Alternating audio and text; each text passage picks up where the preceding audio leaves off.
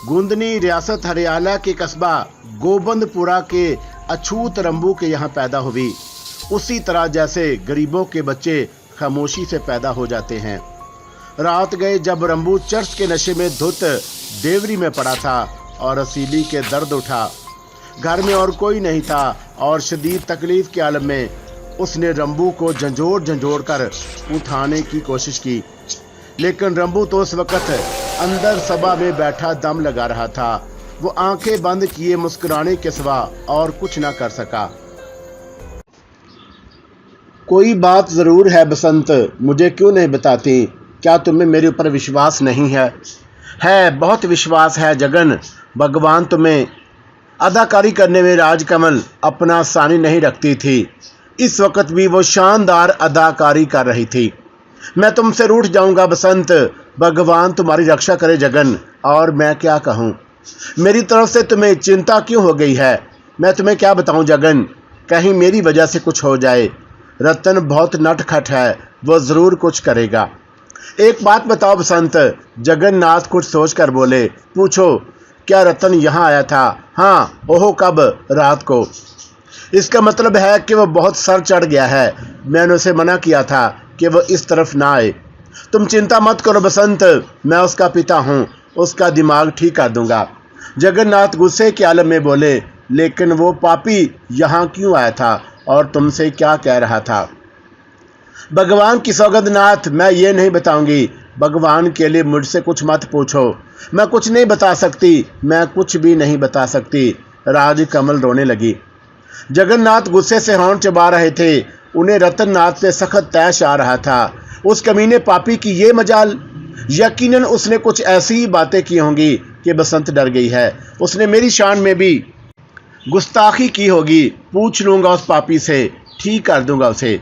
तुम्हें मेरी सौगंध नाथ, तुम मुझसे मेरा नाम ना लेना, उम्र की दुश्मनी पड़ जाएगी। वो सोचेगा कि मैंने सौतीली माँ बनना शुरू कर दिया है।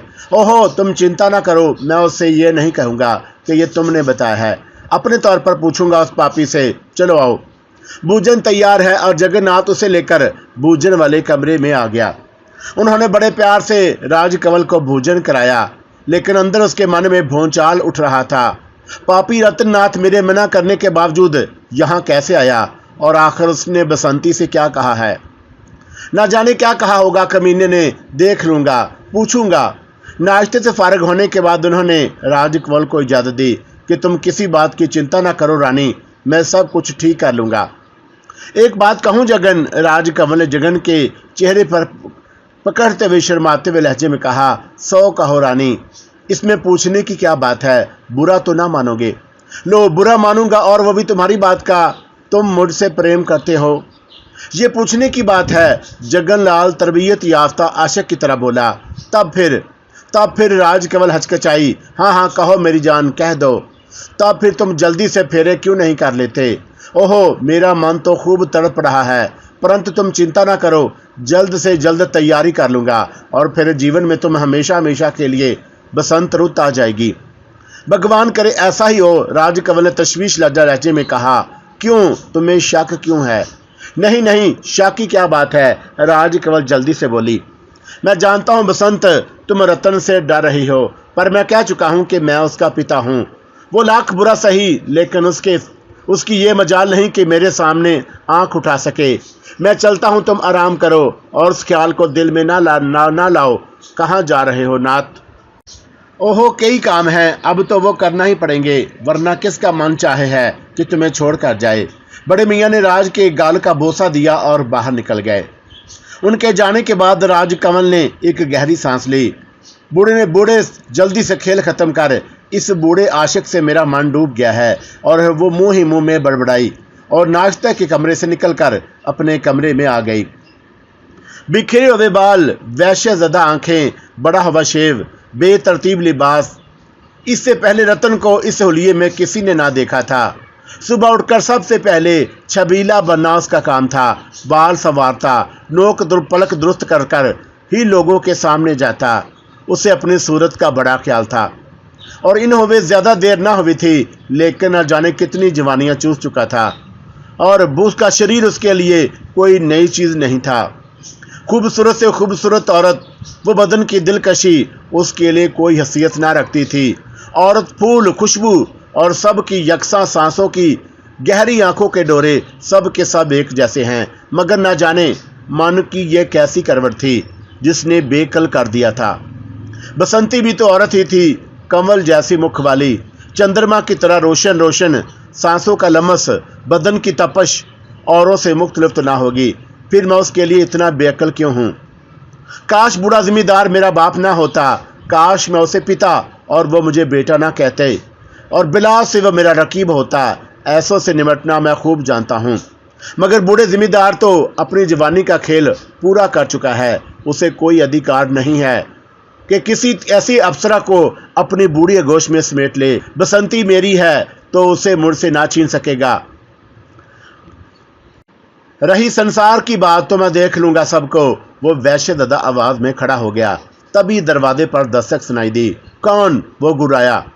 दस्तक दोबारा सुनाई दी और इस बार दस्तक पहले से जोरदार थी। मैं समझता हूँ कौन है। दरवाजा खुला हुआ है, अंदर आ जाओ। और कोई दरवाजा खोलकर अंदर आ गया। ये जगन्नाथ है पिताजी। रतन खड़ा हो गया। जगन्नाथ के चेहरे पर कोई तासर न था।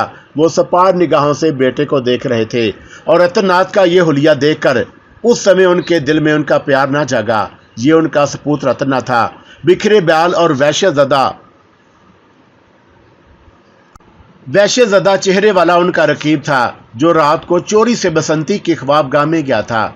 अगर उसके मन का पाप सर चढ़ जाता तो कमज़ोर बसंती अपनी आबरू कैसे बचाती? और बसंती तो अब जगन्नाथ की आबरू थी। उन्होंने खूनी निगाहों से बेटे को देखा। दूसरी तरफ रतननाथ के चेहरे पर भी वो एहतराम और नरमी पैदा ना हुई जो पिता को देखकर पैदा हो जाती है। चंद मिनट तक दोनों बाप बेटे खामोश रहे।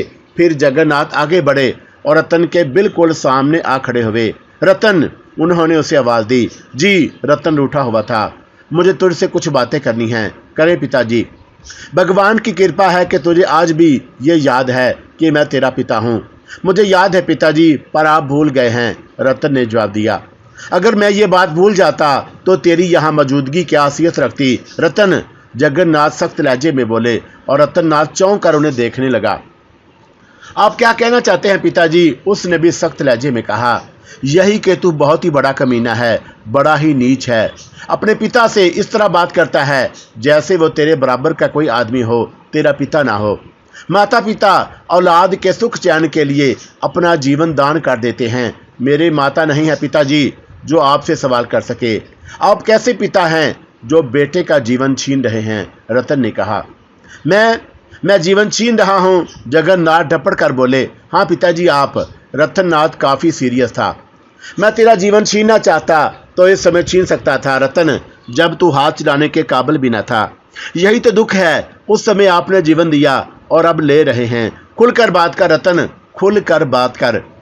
आप सब कुछ समझते हैं पिताजी, मेरी जुबान क्यों खुलवा रहे हैं? तेरा जीवन कौन है? बसंती, रतन ने बेधड़क कहा। ओहो पापी कमीने, पापी अब वो तेरी माता समान है। ये ख्याल मन से निकाल दे पिताजी, ऐसा कभी ना होगा।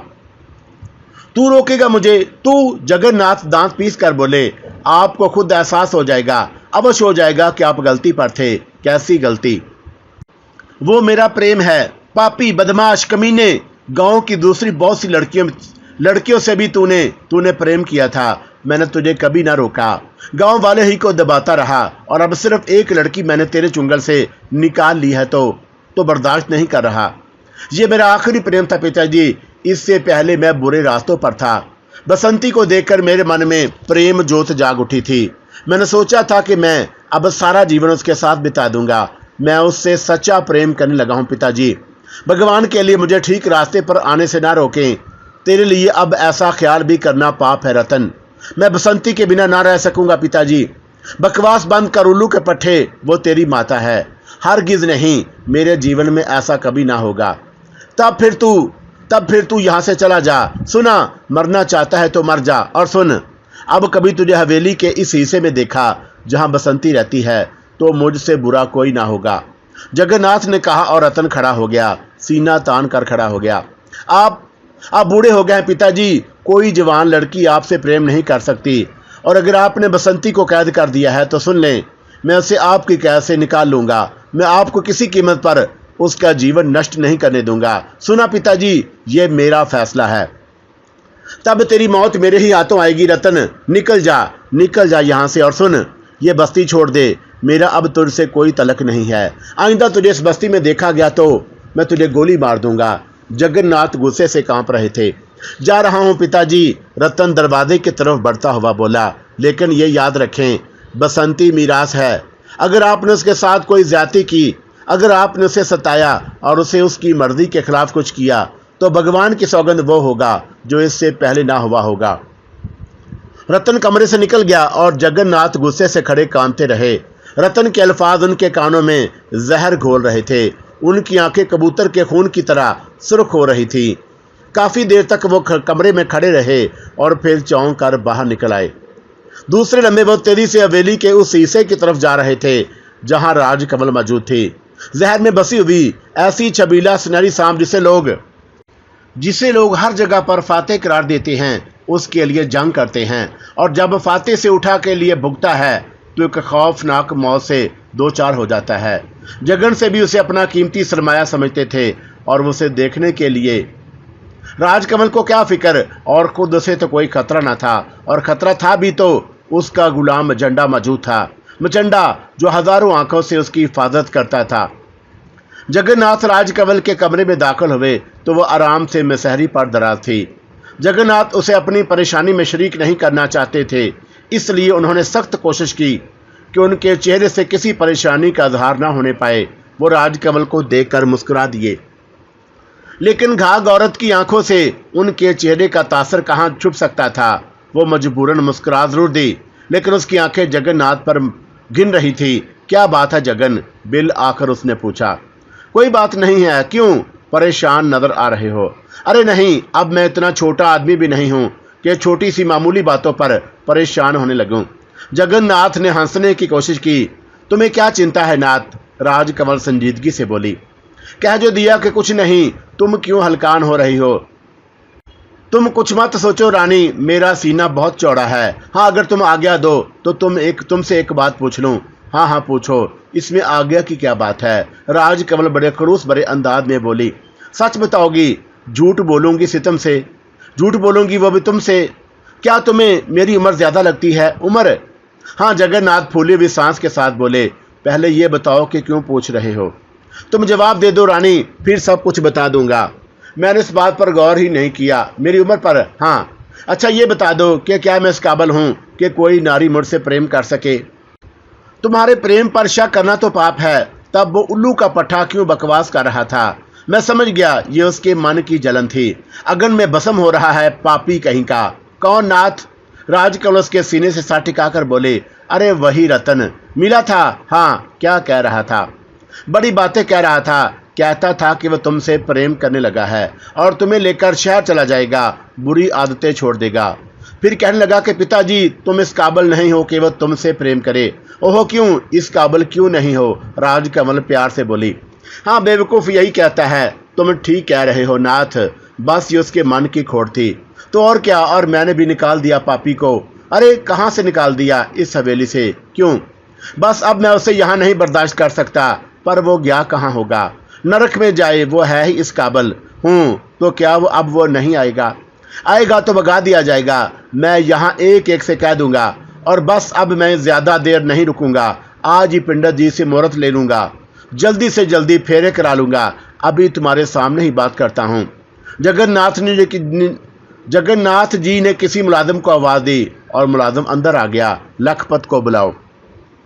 जी महाराज। मुलाजिम उल्टे कदमों चला गया और थोड़ी देर में बुखार से भमता जख्मी लखपत कांपता हुआ लाला जगन्नाथ के सामने पहुंच गया। अरे तुझे क्या हुआ लखपत? जगन्नाथ हैरत से बोले। कुछ नहीं हुआ महाराज, नमक हलालों की अक्सर यही हालत रहती है। क्या बकवास कर रहा है लखपत? ये हालत कैसे हुई तेरी? दास क्षमा चाहता है, आप चिंता न करें। दास को वफादारी का इनाम यही है। किससे? जगन्नाथ दांत पीस कर बोले। रतन जी से। क्या मतलब? ये बातें यहाँ करने की नहीं है महाराज। ज्यादा होशियार बनने की कोशिश मत कर। बता क्या बात हुई? महाराज की आज्ञा से। हाँ बोल, जगन्नाथ ने कहा। रतन जी आपके खिलाफ जहर उगल रहे थे। बुढ़ापे में पिताजी का दिमाग फिर गया है। बसंती मुझसे प्रेम करती है और पिताजी ने उसे हथिया लिया है। फिर मैंने उन्हें मना किया और मैंने उनसे कहा कि ऐसी बातें ना करें रतन जी, अब तो बसंती आपकी माता समान है। बस उन्होंने हंटर लेकर मुझे इतना पीटा कि मैं बेहोश हो गया। जगन्नाथ खामोशी से सुनते रहे। फिर उन्होंने लखपत के कंधे पर हाथ रखकर नरम लहजे में कहा, रतन को हमने यहाँ से निकाल दिया है लखपत। आइंदा अगर वह यहाँ आने की कोशिश करे तो नौकरों से कह कि उसे धक्के देकर निकलवा देना और तुम्हारी वफादारी का तुम्हें पूरा पूरा सिला मिलेगा लखपत। दास तो महाराज पर जीवन वारने को तैयार है। लखपत ने इनाम का नाम सुनकर दिल में ठंडक महसूस की। एक काम और है तुमसे लखपत। हुक्म महाराज। पिंडित वर्जन दास के पास जाओ और उन्हें कहो कि हमने बुलाया है। अभी जाता हूं महाराज, तुम भी उनके साथ आ जाना। जो आ गया महाराज। बस जाओ, जगन्नाथ ने कहा और लखपत चला गया। जगन्नाथ के चेहरे की लकीरें और गहरी हो गईं। अब वो बड़ी संजीदगी से रतननाथ के बारे में सोच रहे थे। राजकमल अब सारी बातों से बेनियाज हो गई। उसका जादू सर चढ़कर बोल रहा था। उसे क्या पड़ी थी कि अब जगन्नाथ के बारे में सोचती। अपना काम कर चुकी थी। आग लग रही थी। शोले बुलंद से बुलंद तर होते चले जा रहे थे। देखना यह था कि अब ये शोले बाप बेटे में से किसे भस्म करते हैं और खुद उसका काम चौकस था। फतेह अगर जगन्नाथ को होती तो बहरहाल वो उनकी मंजूर नजर थी। वो उस पर जान छिड़कते थे और अगर रतननाथ बाप को शिकस्त देने में कामयाब हो जाता तो वो उसकी महबूबा थी और रतननाथ कभी उससे हटकर ना सोचता।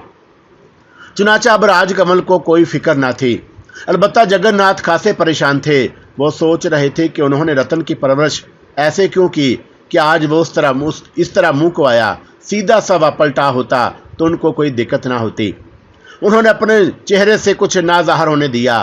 राजकमल एक आध बात करती तो उसे सुनते और उल्टा सीधा जवाब दे देते। यहाँ तक कि लखपत वापस पहुँच गया। वर्जन महाराज आ गए हैं। ओहो, कहाँ हैं? बाहर दीवान खाने में। बिठा दिया है? हाँ महाराज। तुम चलो, मैं आता हूँ, जगन्नाथ ने कहा और लखपत लंगड़ाता हुआ बाहर निकल गया। ये दर्जन कौन है जगन? ओहो, तुमने सुना नहीं था रानी? क्या? मैं पिंडित को मुहूर्त के लिए बुलाया था। ओहो, राजकमल का चेहरा गुलाबी हो गया। उसने शर्माती हुई मुस्कुराहट के साथ गर्दन दूसरी जानब फेर ली और जगन्नाथ नई निवेली दुल्हा की तरह फातहाना निगाहों से उसे देखते हुए बाहर निकल आए। पिंडित वर्जन दास ने जिमीदार को देखकर न्याजमंदी से दांत निकाल दिए। पाला गौन महाराज, पाला गौन पिंडित जी। दास को कैसे याद किया महाराज? ओहो पिंडित जी, बस आपका मुंह मीठा कराने के लिए, जगन्नाथ ने हंसते हुए कहा। ओहो, ये आप ही का दिया खाते हैं महाराज, पिंडित जी इनकसारी से बोले।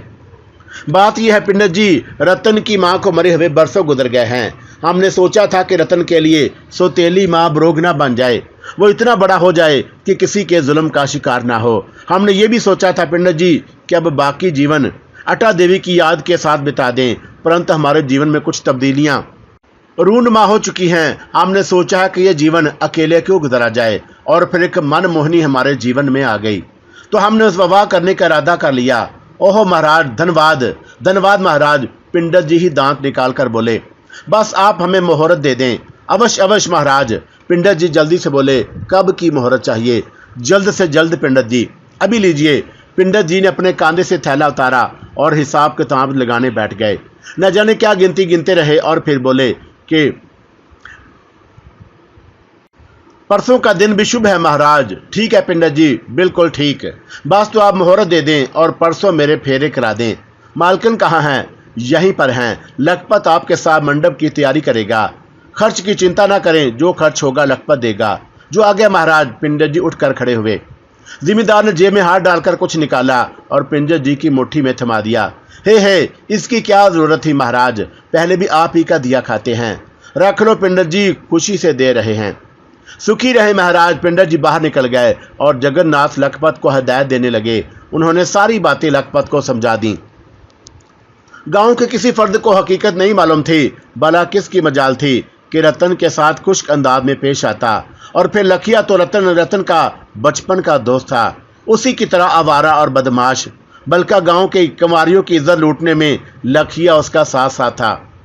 जगन्नाथ के घर से निकलकर रतन ने लखिया के घर का रुख किया और उसके पिता सूरन लाल ने बड़े इत्तेफाक से उसका खैर मकदम किया।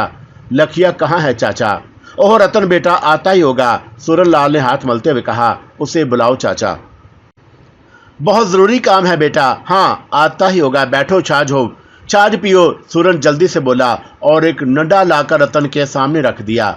रतन का ज़हनो दिल मुंतशिर थे और कोई बात समझ में ना आती थी। जगनलाल से जो गुफ्तगू हुई थी, उसने बेटे के दिल में बाप की इज्जत और उसका रुतबा, उसका एहतराम और उसकी अजमत सब कुछ खत्म कर दिया था। और अब जगन्नाथ सिर्फ गांव का जिम्मेदार था और रतननाथ का रकीब था और बस। और अपने रकीब से हर सलूक किया जा सकता है। रतननाथ के दिमाग में बस यही सौदा समाया हुआ था। वो मुंडे पर बैठ गया और सूरनलाल उसके लिए छाछ लेने अंदर चला गया। अब सूरनलाल वापस ना आया था कि लखिया दरवाजे से अंदर दाखिल होता हुआ नजर आया। रतन ने उसे देखा और उसने रतन को, अरे रतन भैया, बस सोच ही रहा था कि इस बार रतन भैया को अभी तक लखिया की जरूरत नहीं पड़ी। शायद बड़ी बेचैनी से तेरी बाट तक रहा था भैया रतन।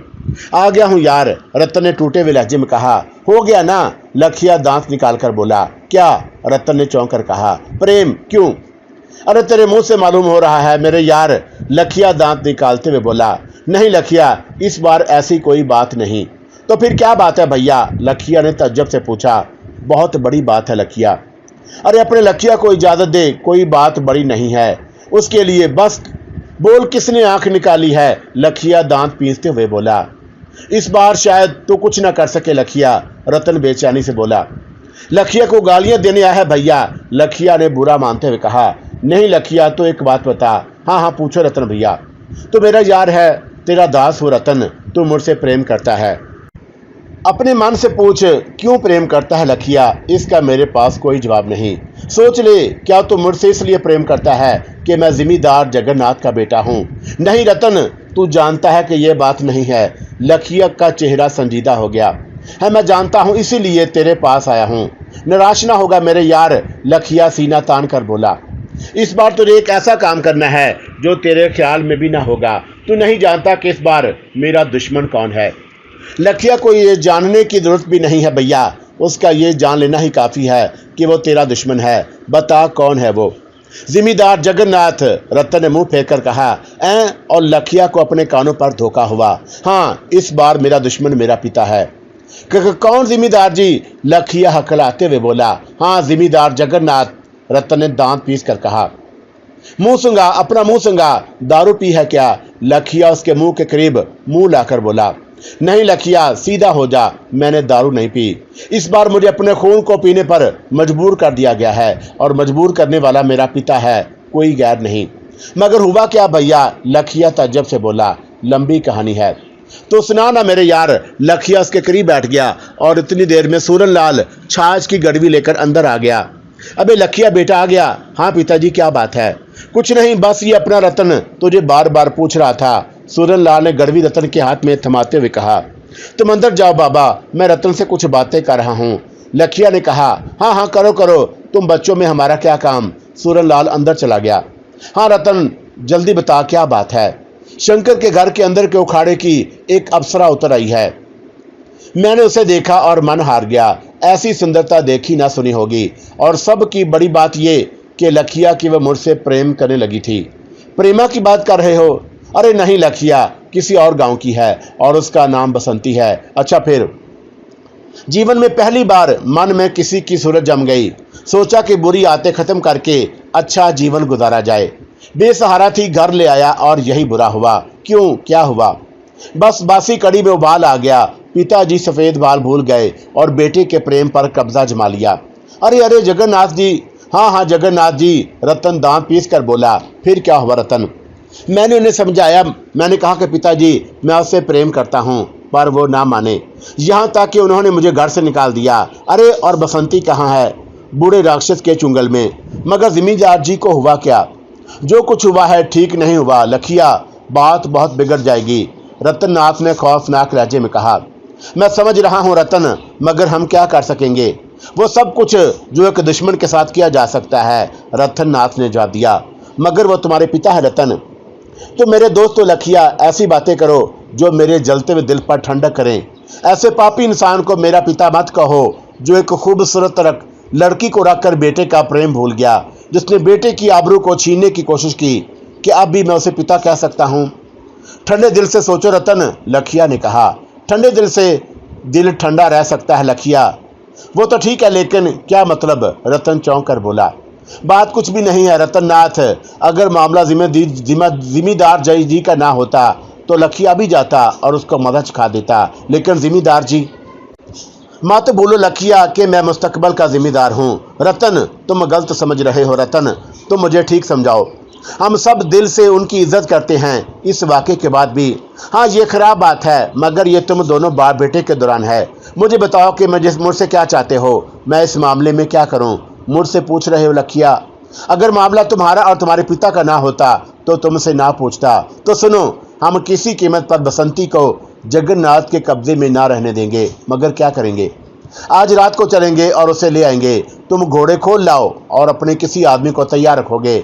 मैं और बसंती यहाँ से निकल जाएंगे। कहाँ जाओगे? कहीं भी। मुझे इस बूढ़े की दौलत से कोई दिलचस्पी नहीं। बस जीवन में पहली बार प्रेम किया है। मैं इस प्रेम को सफल करना चाहता हूँ। लखिया सोच में डूब गया। लखिया? पूरे गांव में तू ही तो मेरा यार है। हमने सारे काम साथ साथ किए हैं और किसी काम में नहीं सोचा। वो तो ठीक है रतन, लेकिन अगर मैंने तुम्हारा साथ दिया और तो बाद में मेरी मौत आ जाएगी, लोगों को पता चल गया कि मैं भी तुम्हारे साथ था, तो जिम्मेदार जी मेरी खाल में बुस भरवा देंगे। पहला मसरफ दूसरों का होता था, अब और हमारी पीठ पर जिम्मेदार जी होते थे। लेकिन डरपोकों किसी बातें मत कर लखिया। तू भी मेरे साथ निकल जा। और मेरे घर वाले? ओहो, वो अपना जीवन खुद गुजार लेंगे। तू ऐसे भी उनके लिए क्या करता है? रतन ने गुस्से से होंठ चबाते हुए कहा। और उसने इस बार सख्त उसे गुस्सा आ रहा था कि लखिया, जो उसके एक इशारे पर यह काम करने को तैयार हो जाता था, आज कैसी कैसी बातें कर रहा था। रतन भैया, कोई और तरकीब सोच। ये भी तो सोच के जिम्मेदार जी और उसकी हिफाजत का बंदोबस्त भी किया होगा। वो उसे आसानी से तो ना बैठाने जाने देंगे। जो होगा देखा जाएगा। बस तुझे मेरा साथ देना होगा। रतन फैसला कुन लहजे में कहा और मुंडे से उठ गया। कहाँ चले रतन भैया? जाऊंगा कहाँ? मेरे लिए आराम का बंदोबस्त कर दे। पूरे गांव में तेरे घर के अलावा मेरा और कोई घर नहीं है रतन। हाँ हाँ, क्यों नहीं, लखिया ने कहा। और फिर उसने रतन के लिए डेवड़ी में चारपाई डाल दी। अंदर से बूढ़े सूरन लाल ने उसे आवाज़ दी थी। अभी आया रतन भैया, उसने कहा और अंदर चला गया। अंदर सब एक जगह जमा थे। ये क्या चक्कर है लखिया? सूरन लाल ने पूछा। तुमने सुना बाबा? मैं उसके शायद मेरे कानों में पड़े थे। बड़ी गड़बड़ हो गई बाबा। रतन और जिम्मेदार में चल गई है। बाप बेटे में? हाँ, मगर क्यों चल गई है? वो एक लड़की बसंती है, वही शंकर के यहाँ आई थी किसी और बस्ती से। हाँ, और रतन उसे ले गया था। हाँ, तो फिर जिम्मेदार जी ने उसे हथिया लिया है और रतन को घर से निकाल दिया। ओहो, गोया भगवान ने अब रस्सी खींचना शुरू कर दी है। सूरन लाल ने गर्दन हिलाते हुए कहा। क्या मतलब बाबा? मतलब पूछ रहा है लखिया। उन दोनों राक्षसों ने गांव वालों का जीना हराम कर दिया था। कोई बात ही समझ में नहीं आती थी कि कैसे उन्हें रोका जाए, लेकिन मिनश बेबस है। भगवान नहीं, वो जालिम को जुल्म के हाथ से सजा दिलवाता है और उसकी इब्तिदा हो गई है। लेकिन अब हम क्या करें बाबा? लखिया परेशानी से बोला। क्यों? रतन यहाँ आ गया है। अरे निकाल बाहर कर ससुरे को। अगर जिम्मेदार ने निकाल दिया है तो अब उसकी हैसियत ही क्या रह गई है? और फिर अगर हमने उसे अपने घर में पनाह दी तो जिम्मेदार बुरा मानेगा। वो तो कुछ और ही कह रहा है बाबा। क्या कह रहा है? वो कह रहा है कि आज रात वो बसंती को उठा ले जाएगा। तो उठा ले जाए, हमें उसे क्या? वो मुझे भी साथ ले जाना चाहता है। दिमाग खराब हो रहा है उसका। तू क्यों जाएगा? क्या करूं बाबा? साफ साफ कह दे, हम उसके लिए कुछ नहीं कर सकेंगे। अगर ज्यादा गड़बड़ी की तो जिम्मेदार जी से साफ साफ कह दिया जाएगा।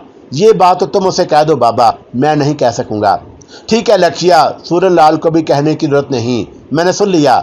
दरवाजे से रतन की आवाज़ सुनाई दी और सब चौंक कर उसकी शक्ल देखने लगे। ओह रतन बेटा, बड़े की हैसियत में तुम्हें समझा सकता हूँ, सूरन लाल ने कहा। बहुत कुछ जानता हूँ सूरन लाल, बहुत कुछ समझता हूँ, लेकिन एक बात पर गौर कर लो। जगन्नाथ की मौत के बाद रतननाथ ही बस्ती का जिम्मेदार होगा और उस समय रतननाथ तुम्हें अपने दुश्मनों में शुमार करेगा, उन लोगों में गिनेगा जिन्होंने समय पड़ने पर उसका साथ नहीं दिया था। रतननाथ तेज कदमों से बाहर निकल गया और सब उसे देखते रह गए। और दुश्मनों में समझेगा, जिम्मेदार बनेगा और भगवान वो समय ही नहीं लाएगा रतननाथ, और उसके हाथ देर है अंधेर नहीं, सूरन लाल ने कहा। और फिर सब खामोश हो गए।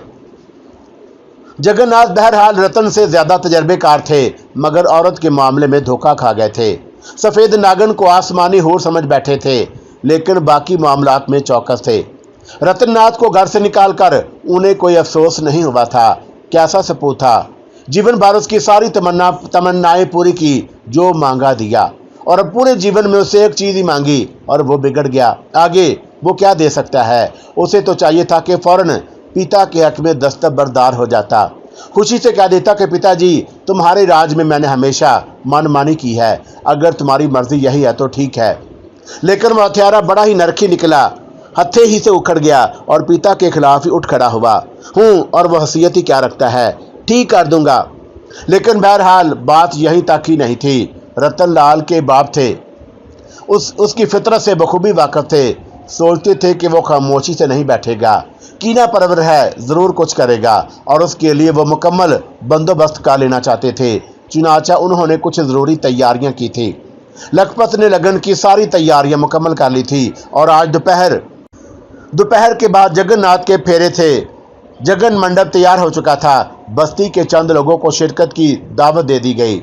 जिम्मेदार जी खूब धूम करते, लेकिन रतन की वजह से उन्होंने ऐसा नहीं किया था।